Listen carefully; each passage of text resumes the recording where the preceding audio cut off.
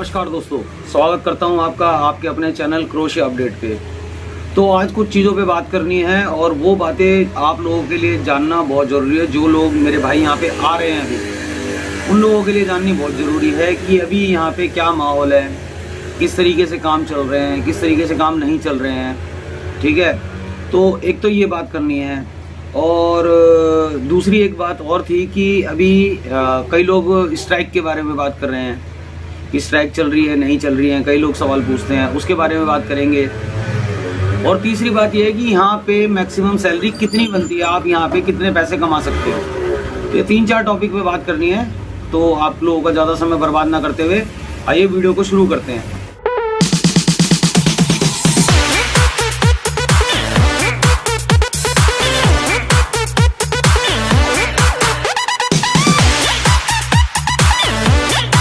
तो स्वागत है आपके अपने चैनल क्रोशिया अपडेट पे। तो आइए चलो वीडियो शुरू करते हैं। जैसे पहले टॉपिक ये था कि यहाँ का माहौल क्या चल रहा है। तो माहौल का ये बता दूं, जो भी मेरे नए भाई अभी यहाँ आ रहे हैं उनके बारे में है ये भी। ठीक है, ये वाली जानकारी उन लोगों के लिए है जो अभी यहाँ पे आ रहे हैं। अभी यहाँ पे क्या चल रहा है कि कई लोग सीजनल वीज़े पे अभी भी आ रहे हैं। ठीक है, आ तो जा रहे हैं बट उनका एम्प्लॉयर उनको नौकरी देने से मना कर रहा है। ठीक है, जाहिर सी बात है, आप लोगों का काम प्रोसेस इतना लेट हो चुका है कि अब सीज़न तकरीबन ख़त्म होने पे आया है। तो वो लोग एक्सेप्ट नहीं कर रहे हैं। वो लोग यहाँ पे आने के बाद में बच्चों को ये बात बोल रहे हैं कि भाई आप अपनी अपनी जॉब नहीं ढूंढ लो, हम आपको कुछ दिनों का एकोमोडेशन, आपका खाने पीने का आपको ज़रूर दे देंगे, बट हम आपको TRC कार्ड नहीं बना के देंगे, ना ही हम आपको कोई जॉब दे सकते हैं। उनका कहना भी सही है कि गवर्नमेंट की वजह से इतना प्रोसेस डिले हो चुका है कि अब तकरीबन नेक्स्ट मंथ सीज़न बिल्कुल ही ख़त्म हो जाएगा, लास्ट अक्टूबर तक जाएगा। तो वो जो भाई अभी सीजनल वीज़े पे आ रहे हैं, थोड़ा सा देखभाल क्या है, क्यों आ रहे हैं, आने के बाद में यहाँ क्या हो रहा है। यहाँ पे जो यहाँ की कंसल्टेंसियाँ हैं वो अभी जो बच्चों का परमिट नया चेंज करवाना पड़ रहा है। अब भाई सीधी सी बात है, बच्चा यहाँ आ गया है तो काम तो करेगा ही ना। तो उन बच्चों के लिए मैं आपको बता दूं कि उन बच्चों के लिए यहाँ की कंसल्टेंसियाँ 2000 यूरो या 2200 यूरो चार्ज कर रही है नई नौकरी लगाने के लिए। ठीक है, ये तो होगी पहली बात। दूसरी बात ये है कि जिन भाइयों का ये बात, यानी क्रोशिया में जो मेरे भाई रह रहे हैं, ये उन लोगों के लिए जो सीजनल वीज़े पे आए थे यहाँ पे, उनका वीज़ा यानी अभी सितंबर, किसी भाई का 15 सितंबर को ख़त्म हो रहा है परमिट, या किसी भाई का सितंबर लास्ट में हो रहा है, या तकरीबन सारे भाइयों का अक्टूबर में ख़त्म हो जाएगा। तो ये वाली जो जानकारी है ये उन भाइयों के लिए जो क्रोशिया में अभी है। ठीक है, पहली वाली जानकारी थी जो यानी इंडिया से क्रोशिया आ रहे हैं। अब ये जानकारी जो भाई क्रोशिया के अंदर सीजनल वीज़े पे आए थे 6-6 महीने के लिए, जिनका सीज़न ख़त्म हो रहा है, ये बात है उनके लिए है। तो ये बात यह है कि जैसे कि अब आप लोग वापस तो जाना चाहते नहीं हो, क्योंकि इतना पैसा खर्च करके आए हो, तो वापस तो जाने का कोई मतलब बनता नहीं है। तो अभी यहाँ की जो कंसल्टेंसियाँ हैं वो अभी 2000 यूरो चार्ज कर रही हैं आप लोगों का परमिट बदलने के लिए। ठीक है, आप लोगों का परमिट इन द सेंस लगा के चलो कि आप लोगों के लिए 1 साल का काम आगे एक्सटेंड करने के लिए यहाँ की कंसल्टेंसियाँ 2000 यूरो चार्ज कर रही है। ठीक है, बाकी अभी मेरी 2-4 जगह बात चल रही है, मैं कोशिश कर रहा हूँ कि ये पैसे थोड़े से कम हो जाएँ, बट अभी जो रेट चल रहा है वो यहाँ का ये रेट चल रहा है 2000 यूरो। तो कोई भी भाई अगर जो अपनी जॉब चेंज करवाना चाहता हो, मेरा नंबर है ही आप लोगों के पास, तो आप लोग मेरे से कांटेक्ट कर सकते हो। आपको नेक्स्ट यानी 1 साल का आपको परमिट मिलेगा, आपको नई जॉब मिलेगी, आपको TRC कार्ड मिलेगा। और देखो, जॉब मैं आपको बता देता हूँ जॉब रिगार्डिंग क्या है यहाँ पे, कि फूड डिलीवरी होगी, कंस्ट्रक्शन हो गया, फैक्ट्री वर्कर हो गए, हेल्पर हो गए, फार्म वर्कर हो गए, तो उस तरीके की जॉब है। ठीक है, तो आप लोग अगर अपना वीज़ा एक्सटेंड करवाना चाहते हैं 1 साल के लिए, तो आप ज़रूर मेरे से कांटेक्ट कर सकते हैं। मैं कोशिश करूंगा कि इसमें कुछ, अभी बातचीत चल रही है 2-4 लोगों से, तो कुछ गुंजाइश हो जाए, बट अभी यहाँ का जो रेट है वो मैंने आपको बता दिया क्लियर कट टू कट। अब आ जाते हैं दूसरी बात पे कि यहाँ पे स्ट्राइक चल रही है या नहीं चल रही है। तो सबसे पहले मैं आपको यहाँ बता दूं कि यहाँ पे किसी भी प्रकार की कोई स्ट्राइक नहीं चल रही थी, किसी भी प्रकार की। ठीक है, और जो स्ट्राइक चल रही थी वो कोर्ट की स्ट्राइक थी, जज, वकील, क्लर्क, मुंशी। ठीक है, तो उन सब लोगों की स्ट्राइक थी जिससे हमारे वर्क परमिट पे कोई फर्क नहीं पड़ता। जिससे कोई भी फर्क नहीं पड़ रहा है हमारे वर्क परमिट पे। हमारे वर्क परमिट का महकमा अलग है काम करने का, और ये महकमा अलग है। तो कोई भी स्ट्राइक नहीं है, इस तरीके की कोई बात नहीं है, ठीक है। और बाकी वर्क परमिट अभी थोड़ा सा डिले जरूर हो रहा है। वो डिले इसलिए हो रहा है कि यहाँ पे वेकेशन थे और अभी भी चल रहे हैं, बट वो ऐसे नहीं है कि इकट्ठे ही छुट्टी पे चले गए सबके सब, ऐसा कुछ नहीं है।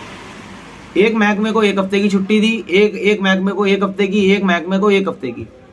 तो इस तरीके से छुट्टियां चल रही हैं।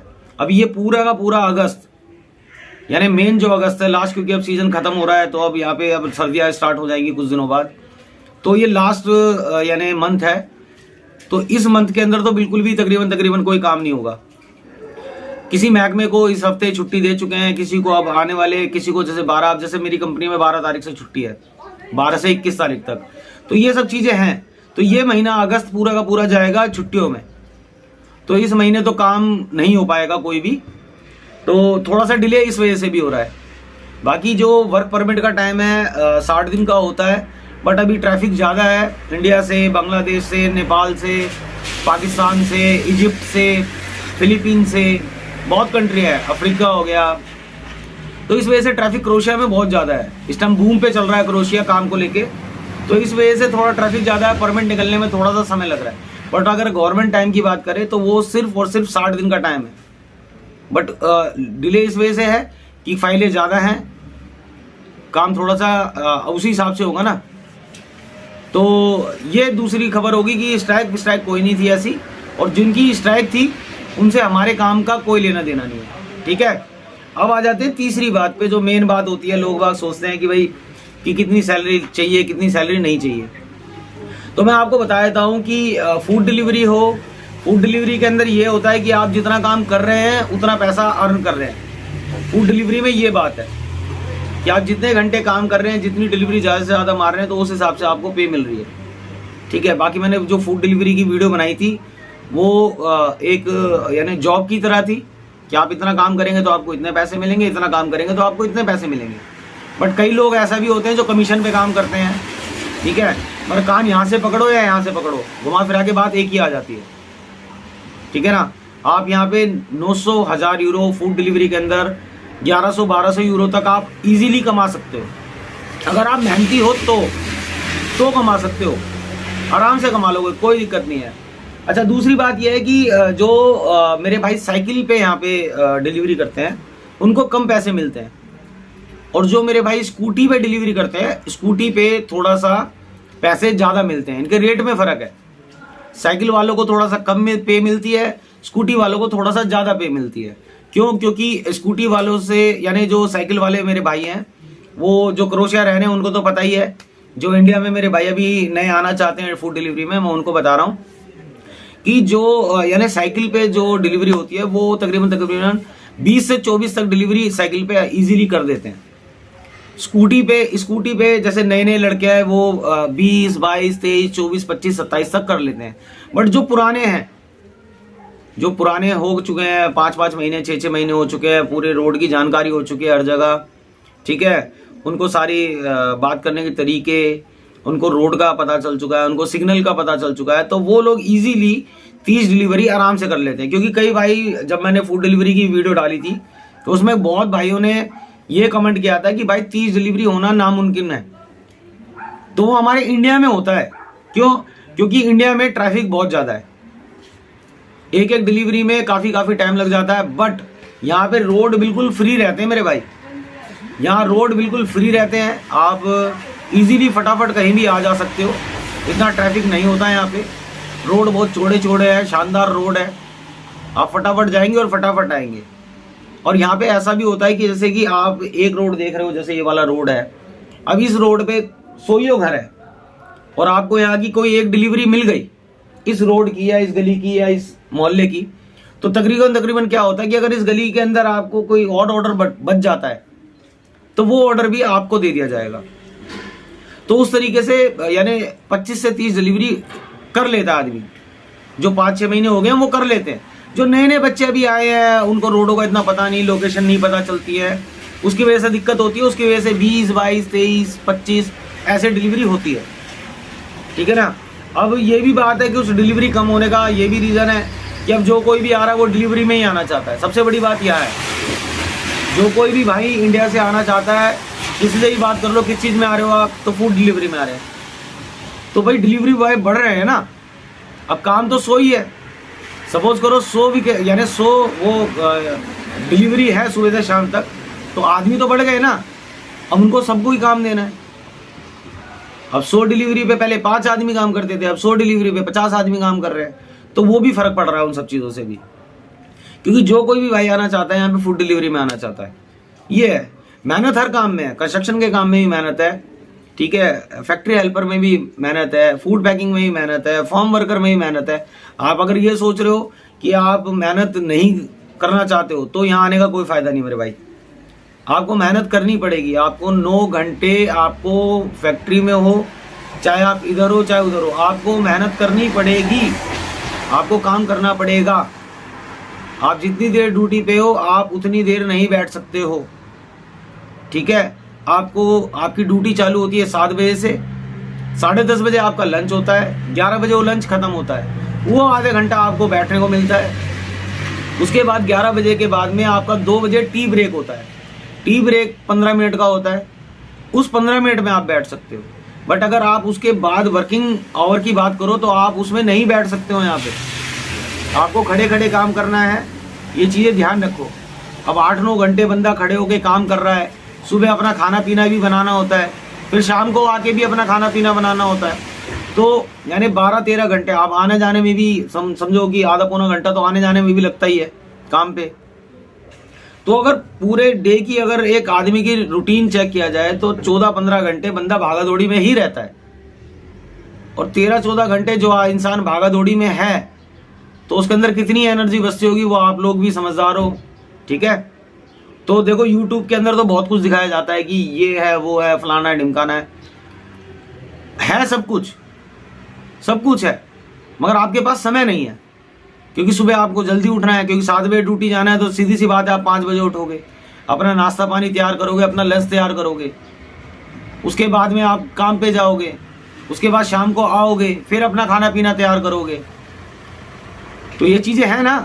अब आपकी 4 बजे छुट्टी हो रही है भाई, 8 घंटे का ड्यूटी टाइम हो गया, 1 घंटे का आपका ओवर टाइम हो गया, तो आप 9 घंटे की ड्यूटी करोगे 7 से 4 बजे तक। 4 बजे के बाद में आप अपने घर आओगे, आते आते 5 बज जाएंगे। उसके बाद आप अपना खाना पीना बनाओगे, 7-8 बज जाएंगे। यहाँ पे टाइम का पता ही नहीं चलता है, ठीक है ना। तो यहाँ पे सिर्फ मेहनती बंदा ही रुक सकता है मेरे भाई। मैं आपको क्लियर कट टू कट बता दूं, अगर आप मेहनत कर सकते हो तो आप यहाँ पे सर्वाइव कर सकते हो, वरना यहाँ पे सर्वाइव करना बहुत मुश्किल है। अब आ जाते हैं सैलरी पे। सैलरी का क्या है भाई, सैलरी कहीं कहीं जैसे मैंने लास्ट वीडियो में बताया था, कहीं 4 यूरो पर घंटा मिलता है, कहीं 4.5 घंटा पर यूरो है, कहीं 5 रुपये घंटा है। तो वो आपके एम्प्लॉयर पे डिपेंड करता है कि आपको यानी एम्प्लॉयर को आपकी कितनी ज़रूरत है, ठीक है। तो यानी फिर भी एक अप्रोक्स निकालो सारी चीज़ों का, एक निचोड़ निकाल लें हम लोग, तो आप लोग यहाँ पे 800 यूरो से लेके 900 यूरो, लास्ट बहुत खींचोगे तो 950 यूरो तक आप कमा लोगे, ठीक है। अपना खाना पीना टैक्स वैक्स काट पीट के आप 950 यूरो आप सूखे बचा लोगे, 800 यूरो से 950 यूरो तक, ठीक है। अभी कई जगह मैंने जैसे मेरे पास फ़ोन आते हैं सब्सक्राइबरों के, जो लोग मेरे भाई यहाँ पे आए हुए हैं, वो कहीं फैक्ट्री में काम करते हैं, कहीं फॉर्म पे काम करते हैं, कहीं कुछ है कहीं कुछ है किसी, क्योंकि वहाँ पे तो कॉन्ट्रैक्ट करके भेज देते हैं भाई 800 यूरो का। वहाँ पे तो कॉन्ट्रैक्ट हो जाता है जी, 800 यूरो सैलरी है, 850 यूरो है। और कहीं कहीं तो मैंने सुना है कि स्किल्ड वालों को वो एजेंट लोग ये बोल देते हैं कि आपको 1300 यूरो सैलरी दिला देंगे। तो भाई ऐसा कुछ नहीं है यहाँ पे, मैं आपको क्लियर बता दूँ कट टू कट।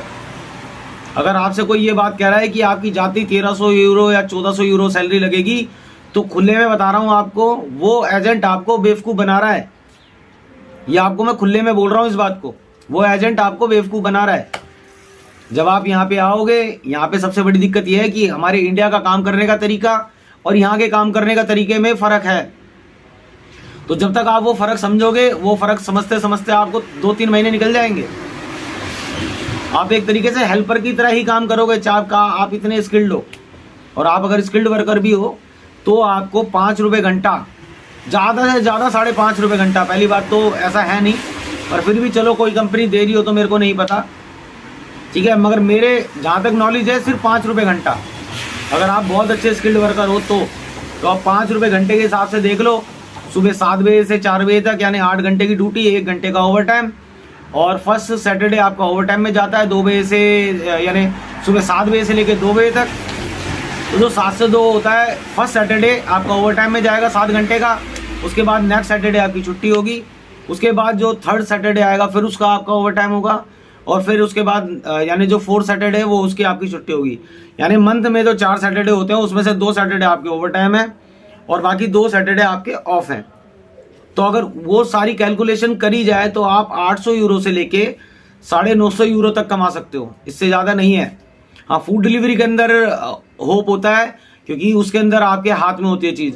आप जितना काम करोगे उतने आपके पैसे बनेंगे। तो फूड डिलीवरी में चांस होते हैं कि 1000 यूरो बन जाए, 1200 बन जाए, 1300 बन जाए, उसमें उम्मीद होती है, ठीक है।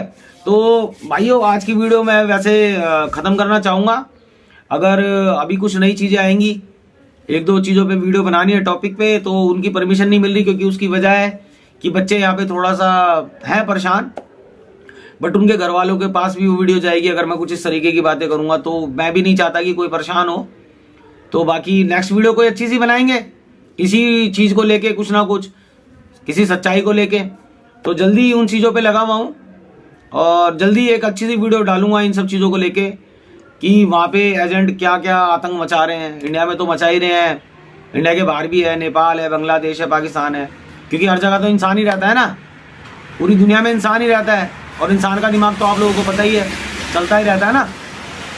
तो चीज़ें हैं, खैर उन सब चीज़ों में नहीं जाते हैं, सबका अपना अपना काम है, सबके अपने अपने काम करने के तरीके हैं बस।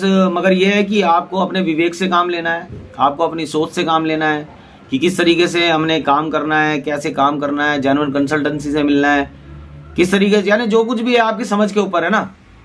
तो चलिए, अब मैं आपसे इजाज़त चाहूँगा। नमस्कार भाइयों।